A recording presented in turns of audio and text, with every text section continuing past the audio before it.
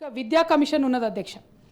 విద్యా కమిషన్ వాళ్ళ వెబ్సైట్లోనే పెట్టినటువంటి రిపోర్ట్ నుంచే నేను కోట్ చేస్తా ఉన్నాను అధ్యక్ష. విద్యా కమిషన్ను ప్రభుత్వమే ఏర్పాటు చేస్తుంది అధ్యక్ష.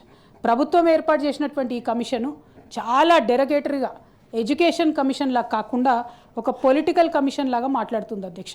ఇవాళ ఏం చెప్తారు అధ్యక్ష, పేజ్ నెంబర్ 7లో నేను దీన్ని రిట్రాక్ట్ చేయడానికి మా పార్టీ తరఫున కూడా ఖచ్చితంగా రాస్తాం అధ్యక్ష. నిజంగా కానీ గవర్నమెంట్ కూడా ఈ విషయంలో సీరియస్గా ఆలోచించాలి అధ్యక్ష. Commission is established by government. You cannot comment on your government, you can point out the flaws in the system.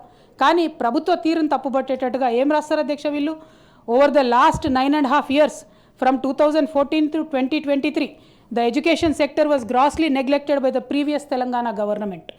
This has significantly impacted the state of education in Telangana, leading to a sharp decline in performance rankings as discussed above. This poor performance can also be attributed to inadequate priority for education by the government of India over the last 10 years. అధ్యక్ష, ఈ విద్యా commission ఒకవేళ తరతరాల తెలంగాణ బిడ్డల భవిష్యత్తు కోసం పనిచేసేదైతే మొత్తం 60-70 ఏళ్ళ చరిత్ర తీయాలి అధ్యక్ష. 10 ఏళ్ళ సెలెక్టివ్ చరిత్ర ఎట్లా తీస్తారు? And who are you to comment on union government and erstwhile Telangana government? You can point out any సిస్టంలో ఫ్లా ఉంటే పాయింట్అవుట్ చేయాలి అధ్యక్ష. కన్స్ట్రక్టివ్ క్రిటిసిజం ఉండాలి. ఇదేం పొలిటికల్ కమిషన్ అధ్యక్ష? ఈ ట్రెండ్ని మీరు ఇవాళ ఎంకరేజ్ చేస్తే అన్న రేపు పొద్దున మళ్ళీ ప్రభుత్వంలో ఇంకో మేము వస్తాం కదన్న, అప్పుడు ఇంకో కమిషన్ వచ్చి మిమ్మల్ని అంటది. ఇది కరెక్ట్ కాదు కదన్న. ఏమంటే ప్రభుత్వం ఏర్పాటు చేసిన కమిషను ప్రభుత్వానికి లోబడి సూచనలు ఇవ్వాలి, ప్రజల పక్షాన్ని ఇవ్వాలి తప్పితే పొలిటికల్గా ఇవ్వద్దు అధ్యక్ష.